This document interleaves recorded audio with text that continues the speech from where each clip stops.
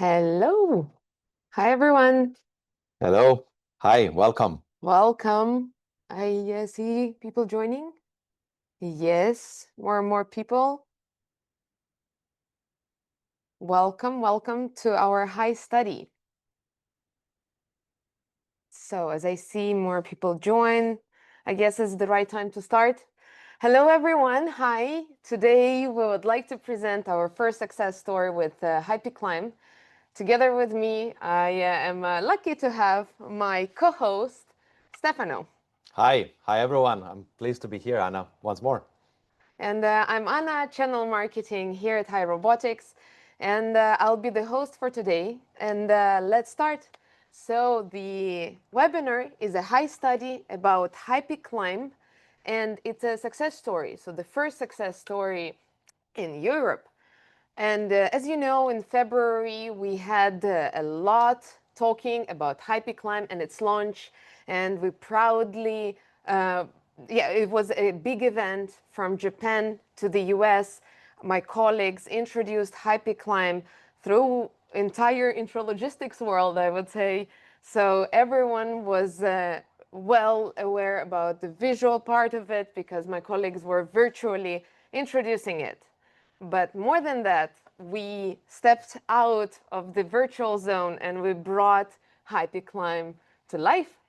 And from Stuttgart to Seoul, also to Promet and Seattle in France, we have shown HaiPick. We had a lot of interest, which was great to see people approaching, asking questions, asking about how the technology fits into the market. And what was more impressive to us to see is that actually the entire industry was talking about it, highlighting not only the key features of simplified efficiency that we are carrying together with HaiPick, but also putting in the spotlight how this technology finds a perfect fit in the market. And to me, it was a real proud moment to read it through. What I wanted to ask you, Stefano, where is the buzz going? Why our technology finds such a perfect fit in the market? That's a very good opening question, Anna. Thank you for that. So let's put it this way. We see an increasing attention in the market towards flexible solutions, scalable solutions, which are more and more in the need of answering to customer demands and adapt to their operations, logistically speaking, rather than the opposite, rather than having their logistic operations adapting to the technology. And this was always our vision at HaiRobotics. We were pioneers in ACR systems, capable of handling multiple types of cartons and totes and trays. This new launch is one more addition to this portfolio. And we see independent voices in the market. Like here, we see an extract of an independent report by Stick Intelligence saying that there's an increasing demand, a shift towards solutions which are flexible, scalable, able to handle multiple order types, multiple product types, and to basically keep up with changing demands of the markets. So this is why this is so relevant, and it is why what always has fueled our vision at HaiRobotics. That's beautiful how our vision, since the very foundation of HaiRobotics, transforms into the products that we launch. And after we launch them, we already have the results. And to be fair, I am very proudly saying that we already have 12 projects that are implemented worldwide in 3 continents and 8 countries. More than 1,700 robots are already or being deployed or in process of the deployment, and 1.2 million storage locations. Yes. That's exactly enough to store my clothes, I guess. What is more important, that these are 12 stories. These are transformational warehouse stories, not just bare projects. And I'm super proud to introduce our high study, our case study for today. So we have on the plate today our partner, a very loyal partner with whom we already have more than 40 projects. This is a big retail company specializing in e-commerce. That's right. And now they, together with us, build a greenfield with the HaiPick climb in Poland to serve Eastern European market, isn't it? Absolutely right. This case is especially relevant, first of all, because it's the first European project. Now, the numbers that you mentioned in just a short time since February, they're just stunning. They are just the proof that there is a very quick adoption from the market. It's like water in the desert, seems like that. And the comment you made about the greenfield side makes this especially interesting. And one remark I would like to make here is that normally you have really to plan for automation because you need to make sure that your building is ready and prepared for it. In our case, our vision is to make automation possible virtually for all warehouses, so not only greenfield but also brownfields. And in this case, it was a greenfield site, but it was possible to deploy it without making any special crazy adjustments to the floor quality, for example, the build of the floor quality, because we feel that the philosophy should always stay the same, like make automation possible to be deployed and adapt to the conditions on site and not the opposite. And well, in this case, the project you mentioned, it's a retailer, an online retailer. They're active in different sectors. Grocery is one of the main ones, but they also have other line of businesses like electronics or daily use products. So that is one of the challenges that we're facing. So industry-wise, the challenges is with such a broad variety of product offering, their demand seasonally changes over time. Their SKUs are growing over time, and they need future-proof scalability needs, but they know they have expectations that they will grow. In which direction? They don't know. And because they have such a diverse business that they can grow, but they don't know when and where. So they need to rely on a technology. They needed to have that peace of mind that the technological companion to go through this journey would allow them to keep growing and not be one more pain in the growth journey, you know. So these are the industry challenges to keep the brand reputation that they have gained in the market. So let's say this is the challenges of the company that they had facing customers, but facing inside operations, they had operational challenges like keeping the pace of the growing business without relying so much on manual operations that, first of all, they are submitted to a higher rate of errors, which means failing at providing customer the satisfaction that they want. It means poor real-time inventory visibility. So it makes maybe letting the customer order something that you don't have in stock and disappointment when you don't receive it. And which is in the end inefficient when you grow the business. There's some manual can only bring you so far. And of course, you want to keep your finance department happy. So you're facing limited space, increasing rental cost and operational costs, and also relying a lot on manual workforce means that you have lots of cost on one hand, and then when that workforce will rotate, because eventually you will need to rotate the workforce, they will leave and you have to hire more people, you will need to train them. So this is also an additional cost that is sometimes overlooked. So these were the operational challenges that we were facing. Thank you for the beautiful introduction. And then HaiPick Climb could face all these challenges and become a solution for the customer. Absolutely. Let's dive into the solution. I want to see it. Looking a little bit more at the hard numbers, the deployment is carried out over 4,000 square meters, up to 10 meters of height, so maximizing that verticality that they had available in the warehouse. More than 1,000 store locations, as mentioned, and supporting more than 15,000 SKUs and growing, as mentioned, in the grocery, electronics, and daily use products. So with a very big variety of assortment within the portfolio.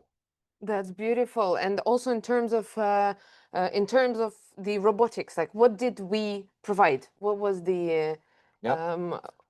Yeah. So since they needed to deal with a throughput, as mentioned, of 190 toes per hour of inbound and almost 1,500, 1,440 totes per hour of outbound, well, the technological answer to this was to provide 65 robots, 22 chargers, a rack as mentioned as up to 10 meters.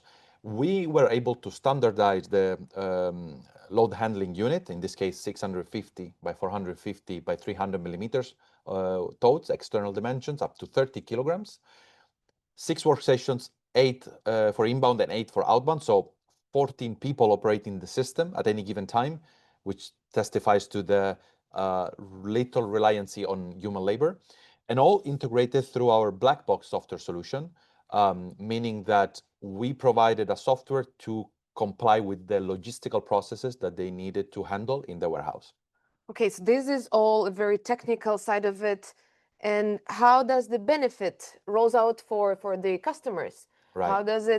How do I see it if Yeah. I am the customer? So one of the main advantages of this was the enhanced customer experience. So that brand wanted to keep their positioning quite high. They have gained their seat in the first row of being an e-commerce retailer. Well, they wanted their customers to receive their orders quickly, so they had to improve the outbound efficiency. This is important because then they are able to commit to deliver to do the next day deliveries. This is why it's so important.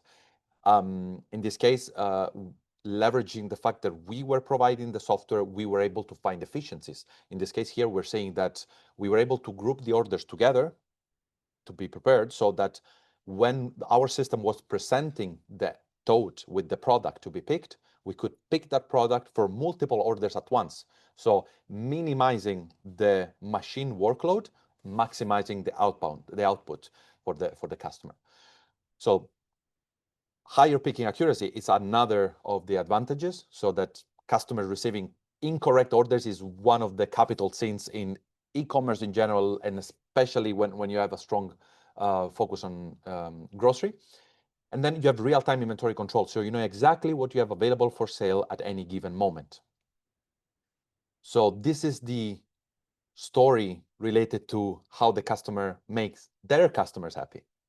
That's beautiful. I love how it optimized and well optimized. And when we turn to the next challenge, that was the costs. How do we face that? Yeah. So you want to keep the finance people happy always. And here we, at the same time as we were providing a way to store that amount of SKUs, which in the end is still increasing the customer experience, improving the customer experience. You make the customer you allow the customer to choose from a big variety of SKUs, but you need somewhere where to put them. That's the customer side. But the internal side, it was necessary for them to maximize storage efficiency, to keep the footprint low, therefore the rental cost of the building low. In this case, we were able to store 100,000 storage locations in 4,000 square meters, up to 10 meters of height, supporting 15,000 up to 20,000 SKUs in the future. So real estates do not scale as the system grows, do not scale dramatically, and we keep the labor cost low. Again, the struggle is not to not hire people, but it's to find people, labor shortages, and then train those people. And if you have a much more simple system, much simpler system to operate, where the people can be trained in a matter of days instead of weeks, then your cost and your efficiency really goes very high.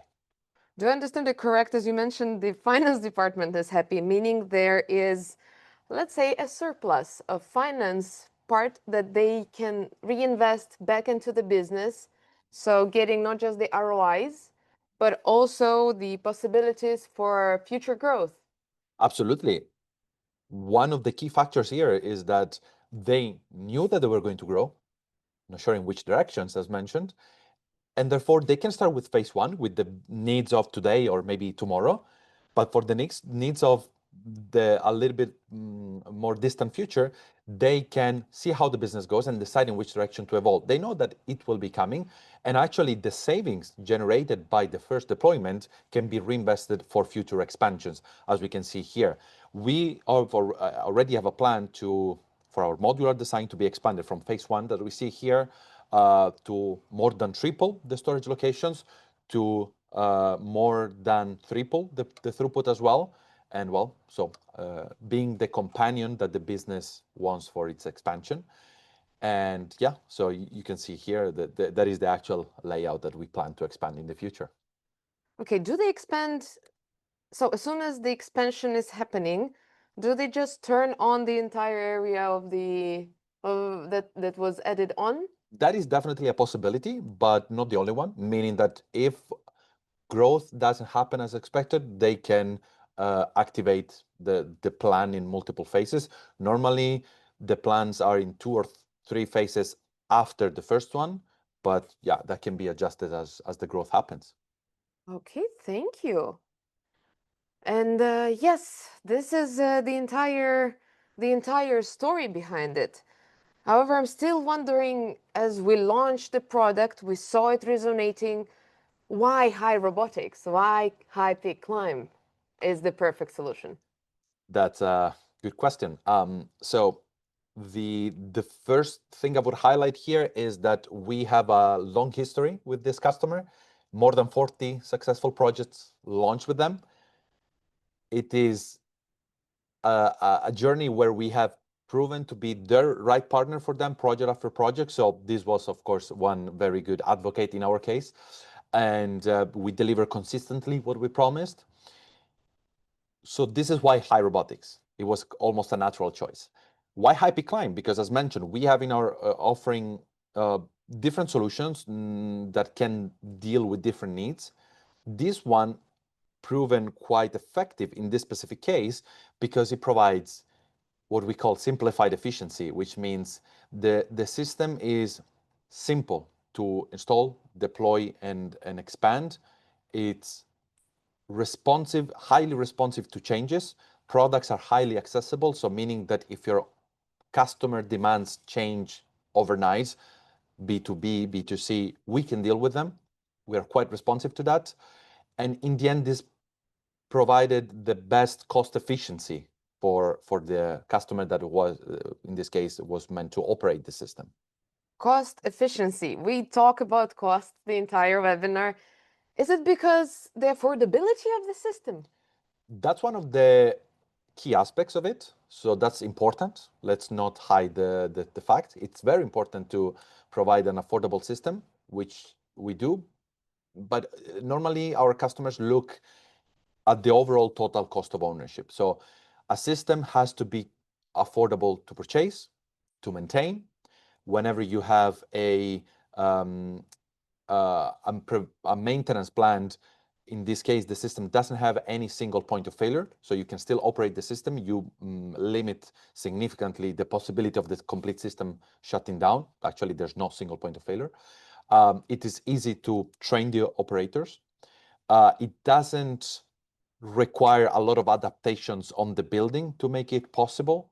So I would say throughout the overall life cycle of the system, the total cost of ownership makes it cost efficient. Not only acquisition cost, which is a very big important part of it, but the overall cost is reduced, and in the end, it proves to have a positive return on investment. Wow, thank you, Stefano. It was yeah, thank you so much for such a detailed dive in to our first project at HaiPick Climb. Great, and I loved how actually indeed the speed of the project, how fast the product itself, HaiPick Climb, found its place in more than 12 projects. Yeah. That looks great, and 12 projects, isn't Yes. it? Yes. Don't we have something to tell about some other projects that Yeah. we're... We have a little teaser here about more case studies which are going to be released in the future. So if you follow us on LinkedIn, you will be able to see it. So here we wanted to highlight that the first one we just presented was about the first project in Europe. Now, this sportswear company, Anta, is another project, different continent in China, different sector, sportswear, but still the same technology was relevant to them. A slightly bigger installation here, almost 7,000 square meters, 125 robots, so double than what we did in this European project, and an implementation as short as 6 months. sorry, 3 months. So here we can see that some challenges are common across industries, across geographical regions, across continents. There are common challenges. There are individual challenges of different sectors like sportswear, like grocery, e-commerce.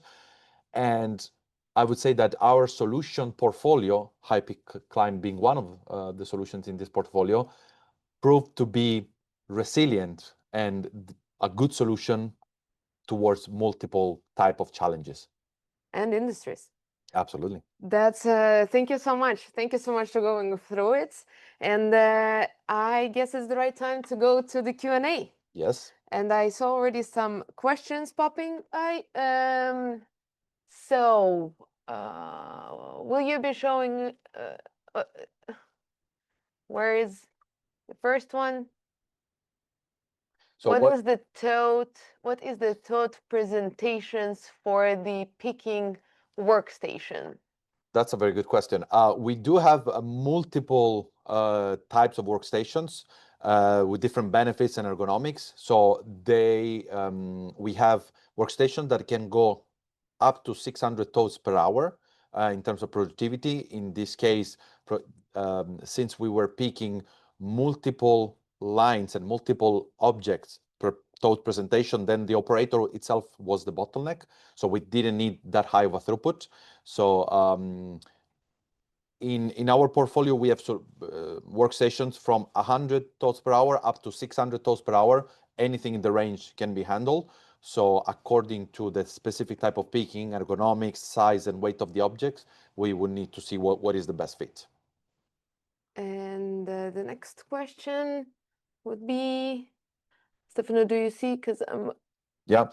What are the pros and cons of the HaiPick Climb versus HaiPick System 3? Key factors to consider when choosing between these two technologies? That's a very, very interesting question. So HaiPick System 3 provides a range of load handling units that can be handled, ranging from small goods, so a carton of 300 by 300, up to a carton of 850 by 650. And I'm talking about cartons, but I'm talking also about trays, about totes. So there's a broader range of loads that can be handled with that technology.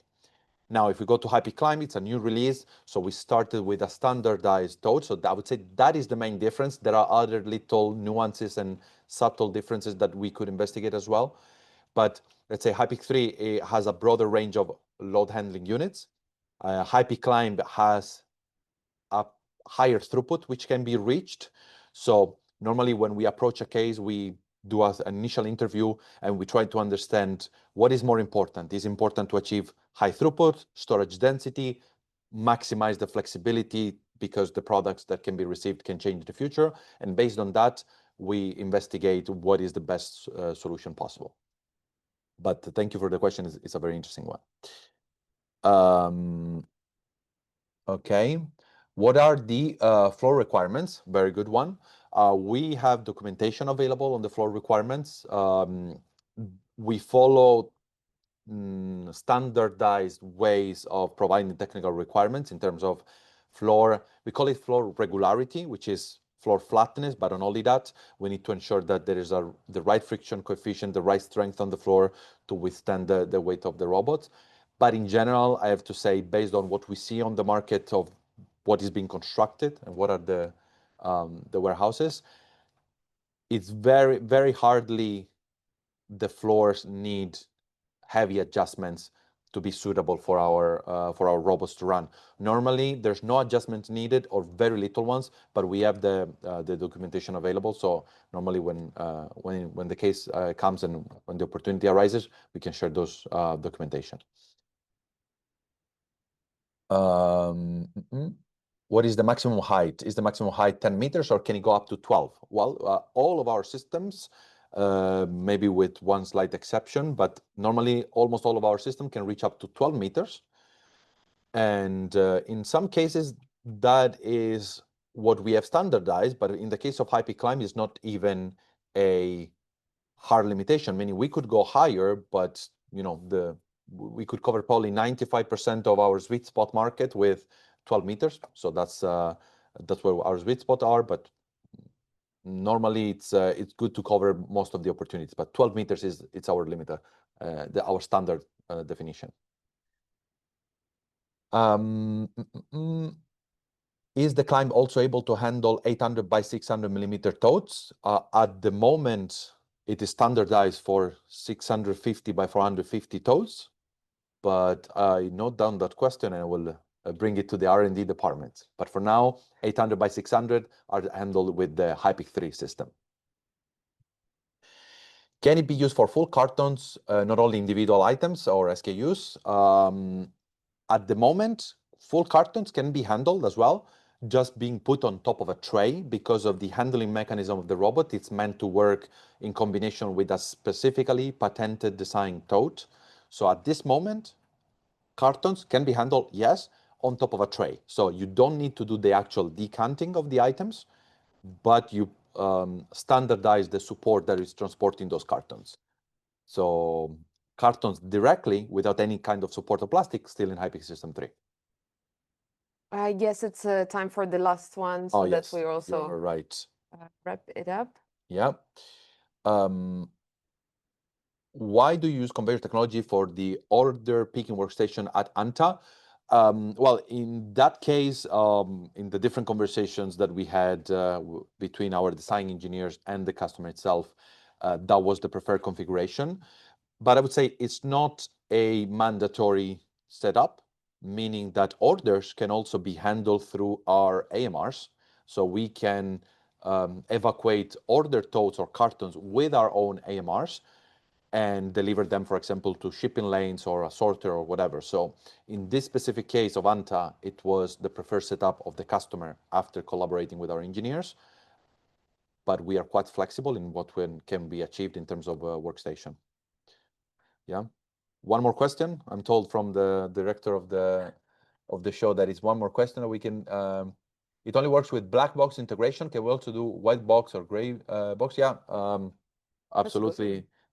Somebody has done the homework. Thank you for the question. No, we are not mandatorily doing black box. So for the listeners who are maybe not familiar with it, black box means that Hai software is running the whole show, controlling SKUs, orders, and fleet. In gray or white box integration, our software only cares about fleet management, and then we collaborate with partners that provide order management and SKU management. So we can work in different setups, but always making sure that for the operating user, that the system works as a black box. So meaning that they don't have to worry about, managing the SKUs or managing the fleets or managing the orders, because the system does it as a whole system. Thank you. So yeah, I see there's way more questions, but we don't have the time to take them. Yeah, I guess we always have the follow-ups on all those questions. So I hope please leave the questions if you still have some, because we will take some time after the webinar to answer all of those to you personally. But yes, it's time to say goodbye, and we're thanking everyone who joined with us. If you still haven't seen HaiPick Climb in action, I would like to genuinely invite you for the HaiPick Climb demo that we'll present in Poznan, Poland, from 3rd to 5th June. So make your plans for a Poland trip, where actually the project is at. So Yeah. maybe visiting both. And also visit our website, read more about HaiPick Climb, and I hope to see you in Poznan. Goodbye. Bye.